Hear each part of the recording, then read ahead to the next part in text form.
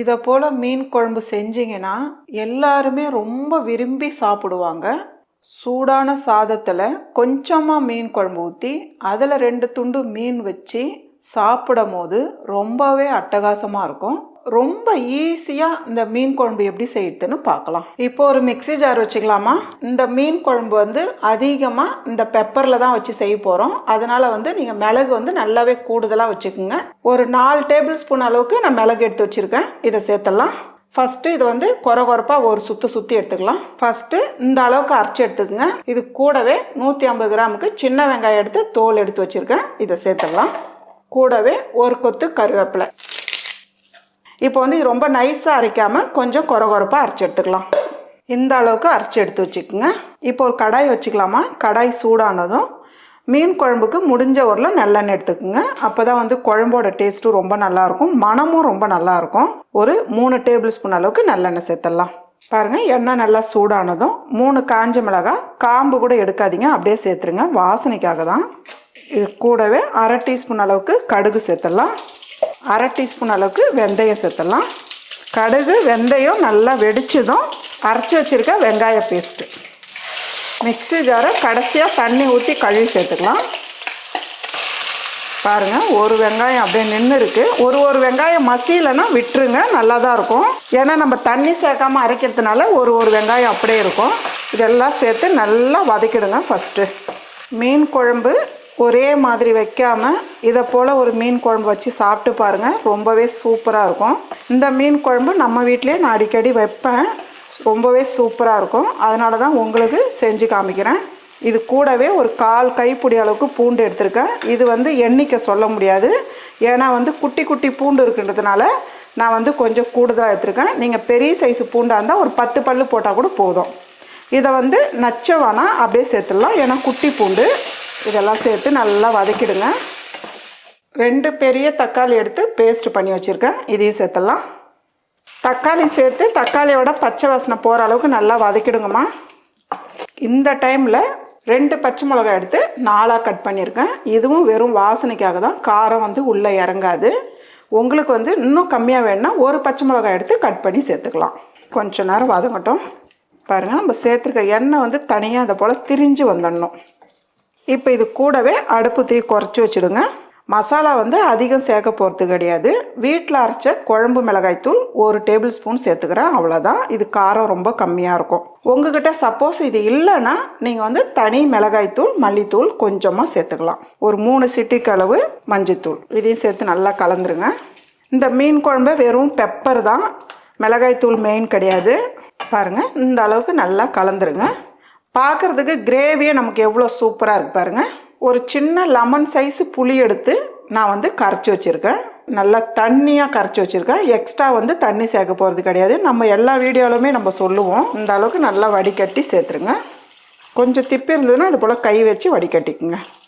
இது கூடவே 3 டீஸ்பூன் அளவுக்கு உப்பு சேர்த்துடலாம். உப்பு உங்களுக்கு தேவையான அளவு பார்த்து சேர்த்துக்கலாம். இதெல்லாம் சேர்த்து நல்லா கலந்து விட்டுருங்க. தண்ணி இதுக்கு மேலே சேர்க்காதீங்கம்மா. இந்த அளவில் இருந்தால் தான் நம்ம கொதித்து வரும்போது குழம்பு நல்லா திக்காக வந்துடும். நீங்கள் புளி கரைச்சல் ரொம்ப திக்காக கரைச்சிட்டிங்கன்னா தண்ணி சேர்த்துக்கலாம். இல்லைனா நான் கரைச்சிருக்கிற மாதிரியே தண்ணியாக கரைச்சி எடுத்திங்கன்னா எக்ஸ்ட்ரா தண்ணி சேர்க்க வேண்டியதே வராது. இந்த டைமில் நீங்கள் உப்பு காரம் பார்த்துட்டு ஒரு 10லேருந்து 12 நிமிஷம் அடுப்பு தீயை குறைச்சி வச்சு கொதிக்க விடுங்க. இப்போ மீடியமான தீயில் ஒரு 12 நிமிஷம் நம்ம மூடி வைக்கலாம். நடுவில் கலந்து விடுங்க. அடுப்பு தீயை குறைச்சி ஒரு 12 நிமிஷத்துக்கு விட்டுருக்கேன். பாருங்கள், நல்லா எண்ணெய் திரிஞ்சு குழம்பு திக்காக இருக்குது பாருங்கள். நான் 1/2 கிலோ ஷீலா மீன் எடுத்திருக்கேன். மீன் எடுத்து நல்லா கழுவி சுத்தம் பண்ணி எடுத்துக்கோங்க. எந்த மீனாக இருந்தாலும் பரவாயில்ல, இந்த குழம்பு வைக்கிறதுக்கு ரொம்பவே நல்லாயிருக்கும். இப்போ ஒரு மீனாக நம்ம சேர்த்துக்கலாம். இந்த மீன் கூடவே நீங்கள் வால் தலை 2மே சேர்த்துருங்க, ரொம்பவே நல்லாயிருக்கும். மீன் சேர்த்துட்டு இப்படி நல்லா இப்படி எடுத்து இப்படி குலுக்கி விடுங்க. கரண்டி வச்சு கிளறினாலே மீன் உடையும். அதே போல் கரண்டி வச்சு கிளறதும் குழி கரண்டியாக எடுக்காதீங்க, இது போல் பட்டை கரண்டியாக எடுத்து லைட்டாக அப்படி கலந்து விடுங்க. இப்போ ஒரு 2 நிமிஷத்துக்கு அடுப்பு தீ குறைச்சி வச்சு கொதிக்க விடுங்க. பாருங்கள், 2 நிமிஷம் விட்டுருக்கேன், பார்க்கலாம். மீன் சேர்த்து 2 நிமிஷம் கொதிச்சாலே போதும், நல்லா மீன் வெந்துடும். பாருங்கள், உடையாமல் இருக்குது பாருங்கள். ஒரு 4 நிமிஷம் 5 நிமிஷம்லாம் விட்டிங்கன்னா மீன் உடஞ்சிடும். இப்போ நல்லா வெந்திருக்கு பாருங்கள். பார்த்தீங்களா, இந்த அளவுக்கு கொதிச்சாலே போதும். லைட்டாக கலந்து விடுங்க. இப்போ அவ்வளோதான், ஸ்டவ் ஆஃப் பண்ணிவிட்டு பொடியை நறுக்குன கொத்தமல்லி. அவ்வளோதாம்மா, ஒரு டிஃப்ரெண்ட்டான டேஸ்ட்டில் ரொம்ப ஈஸியான மீன் குழம்பு ரெடி. கலர் செமையாக இருக்குது, அதே போல் நல்லா வெந்திருக்கு, சிக்கன்லாம் நல்லா வெந்திருக்கு. இந்த பெப்பர் கிரேவி வந்து எதுக்கு ஒன்றாலும் வச்சு சாப்பிட்லாம். சப்பாத்தி, இட்லி, தோசை, ரைஸ்க்கு ரொம்ப நல்லாயிருக்கும். இப்போ வந்து நம்ம மசாலா ரெடி பண்ணிக்கலாம். பேன் சூடானதும் பெப்பர் வந்து கொஞ்சம் அதிகமாக சேர்த்துக்குங்க. 2 டேபிள் ஸ்பூன் அளவுக்கு நான் மிளகு எடுத்துருக்கேன், இதை சேர்த்துக்கலாம். கூடவே 1 டீஸ்பூன் சோம்பு எடுத்துருக்கேன், இதையும் சேர்த்துக்கலாம். 1/2 டீஸ்பூன் ஜீரகம், இதையும் சேர்த்துக்கலாம். நான் வந்து 1 கிலோ சிக்கன்ன்றதுனால கொஞ்சம் எல்லாமே கூடுதலாக சேர்க்குறேன். நீங்கள் வந்து 1/2 கிலோ சிக்கன் எடுக்கிறவங்களா இருந்தால் இதில் பாதி பாதி சேர்த்துக்குங்க. இல்லை 1/2 கிலோ 2 கிலோ எடுக்கிறவங்களா இருந்தால் கொஞ்சம் கூடுதலாக கூட்டிக்குங்க. இது கூடவே 2 பட்டை, 4 கிராம்பு. மிளகு சீரகம் வறுக்கும் போதே நமக்கு நல்லா வாசனை வரும், அது ஒரு நல்லா வறுத்து எடுத்துக்குங்க. அதே போல் கருகக்கூடாது. ஒரு 2 நிமிஷம் வறுத்து எடுத்துக்கினா போதும், அதிக நேரம் ஆகாது. மிளகுல வந்து செவந்து வறுத்து தெரியாது, நமக்கு வந்து ஜீரகம் சோம்புல தெரியும். இந்த அளவுக்கு செவந்து வரும்போது கூடவே 5 காஞ்ச மிளகாய் சேர்த்துக்கலாம்.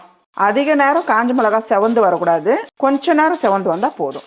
அவ்வளோதாம்மா, ஸ்டவ் ஆஃப் பண்ணிவிட்டு கொஞ்ச நேரம் நல்லா ஆற வச்சு இதை நல்லா பவுட்ரு பண்ணி நம்ம எடுத்துக்கலாம். இந்த சிக்கன் கிரேவி செய்கிறதுக்கு நீங்கள் நல்லெண்ணெயிலே செய்யுங்க, ரொம்ப டேஸ்ட்டாக இருக்கும். அதே போல் வாசனை ரொம்ப நல்லாயிருக்கும். நான் வந்து 3 ஸ்பூன் அளவுக்கு நல்லெண்ணெய் சேர்த்துக்கிறேன். எண்ணெய் சூடானதும் நம்ம வந்து ஏற்கனவே பட்டை, கிராம்பு அரைச்சி வச்சுருக்கோம், அதனால் ஒரு குட்டியாக ஒரு பட்டை, ஒரு சின்ன பிரியாணி இலை, ஒரு 150 கிராமுக்கு சின்ன வெங்காயம் எடுத்து தோல் எடுத்து இதை போல் 4 நாளாக கட் பண்ணி வச்சுருக்கேன். இந்த கிரேவிக்கு வந்து சின்ன வெங்காயம் சேர்த்து செஞ்சிங்கன்னா ரொம்ப நல்லாயிருக்கும். சப்போஸ் சின்ன வெங்காயம் இல்லைன்னா நீங்கள் பெரிய வெங்காயம் கூட எடுத்துக்கலாம். இப்போ வந்து வெங்காயம் சேர்த்துக்கலாம். கொஞ்ச நேரம் அப்படியே வதக்கி விட்டுட்டே இருங்க. ஓரளவுக்கு நல்லா வதங்கினாலே போதும். பாருங்கள், இந்த அளவுக்கு வெங்காயம் வதங்கி வர டைமில் நம்ம தக்காளி சேர்த்துக்கலாம். தக்காளி வந்து அதிகமாக சேர்க்க வேண்டியதில்லை, ஒரு தக்காளி சேர்த்தாலே போதும். நான் வந்து ஒரு தக்காளி எடுத்து பொடியை நறுக்கி வச்சுருக்கேன், இதை சேர்த்துக்கலாம். கூடவே 1/2 டேபிள் ஸ்பூன் அளவுக்கு இஞ்சி பூண்டு பேஸ்ட்டு சேர்த்துக்கலாம். கருவேப்பிலை தேவையான அளவுக்கு சேர்த்துக்கலாம். சிக்கனுக்கு வந்து கருவேப்பிலை அதிகமாகவே சேர்த்துக்கலாம், ரொம்ப நல்லாயிருக்கும். இப்போ இதெல்லாம் சேர்த்து நல்லா வதக்கி விட்டுருங்கம்மா. இந்த டைமில் நம்ம வறுத்து வச்சுருக்க மசாலா ரெடி பண்ணிக்கலாம். பாருங்கள், நல்லா ஆறிடுச்சு. இப்போ ஒரு மிக்ஸி ஜாரில் நம்ம சேர்த்துக்கலாம். சேர்த்துட்டு இது நல்லா பவுட்ரு பண்ணிக்கோங்க. பாருங்கள், வெங்காயம் தக்காளி இந்த அளவுக்கு நல்லா வதங்கி வந்ததும் இந்த அளவுக்கு நல்லா பவுட்ரு பண்ணி எடுத்துங்க மசாலா. நான் வந்து 1 கிலோ சிக்கன் எடுத்திருக்கேன். சைஸ் வந்து பெரிய சைஸ் வேணாலும் கட் பண்ணிக்கலாம், இல்லை சின்ன சைஸ் வேணாலும் கட் பண்ணிக்கலாம், நம்மளுடைய விருப்பம் தான் அது. சிக்கன் சேர்த்து நல்லா கலந்து விட்டுருங்க. நல்லா வெங்காயம் தக்காளி கூடவே நல்லா 1 நிமிஷத்துக்கு நல்லா வதக்கி விடுங்க. நம்ம சிக்கன் சேர்த்துட்டு உடனே தண்ணி சேர்த்துட்டோமா, நமக்கு ஏற்கனவே வந்து சிக்கனில் நிறைய தண்ணி இருக்கும், அந்த தண்ணியை கலந்து அதிகமாக தண்ணி ஆகிடும். அதனால் வந்து எப்பயுமே சிக்கன் சேர்த்து ஒரு 2 நிமிஷம் நல்லா வதக்கி விடுங்க. நான் வந்து ஒரு 2 நிமிஷத்துக்கு அப்படியே நல்லா வதக்கியிருக்கேன். இப்போ இந்த டைமில் நம்ம மசாலா சேர்த்துக்கலாம். மசாலா வந்து இந்த அளவுக்கு அரைச்சி எடுத்துக்கோங்க. நான் எவ்வளோ சிக்கனோ அதுக்கேற்ற மசாலா தான் நான் அரைச்சி வச்சுருக்கேன், அதனால நான் எல்லா மசாலாவும் நான் சேர்த்துக்கிறேன். நீங்கள் அதிகமாக மசாலா அரைச்சிட்டிங்கன்னா நீங்கள் எடுத்து வச்சிடலாம் கொஞ்சம், அடுத்த நேரம் சிக்கன் செய்யும் போது நம்ம சேர்த்துக்கலாம். இப்போ இந்த மசாலா சேர்த்துக்கலாம். கொஞ்சமாக மஞ்சத்தூள் சேர்த்துக்கலாம். கூடவே தேவையான அளவு உப்பு சேர்த்துக்கலாம். இதெல்லாம் சேர்த்து நல்லா கலந்து விட்டுருங்க. பாருங்கள், இந்த அளவுக்கு நல்லா கலந்து விட்டுட்டு அதிகம் தண்ணி சேர்க்கக்கூடாது, கொஞ்சமாக தான் தண்ணி சேர்க்கணும். ஏன்னா சிக்கன்லேருந்து தண்ணி வரும் கண்டிப்பாக. நான் வந்து ஒரு 1/4 கப் அளவுக்கு தண்ணி சேர்க்க போகிறேன். தண்ணி சேர்த்துட்டு நல்லா கலந்து விட்டுருங்க.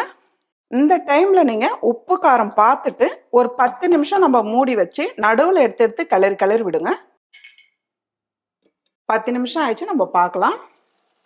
எவ்வளோ சூப்பராக இருக்குது பாருங்கள், கிரேவி கலர் செமையாக இருக்குது. அதே போல் நல்லா வெந்திருக்கு, சிக்கன்லாம் நல்லா வெந்திருக்கு. இந்த டைமில் 1/2 லெமன் ஜூஸ் சேர்த்துக்கலாம். கூடவே பொடியாக நறுக்கின கொத்தமல்லி அப்படியே அங்கங்கே சேர்த்துருங்க. பாருங்கள், இது 2ஐயும் சேர்த்துட்டு நல்லா அப்படி பரட்டி விடுங்க. நல்ல ஒரு சூப்பரான பெப்பர் சிக்கன் கிரேவி ரெடி. நீங்களும் வீட்டில் செஞ்சு பாருங்கள்.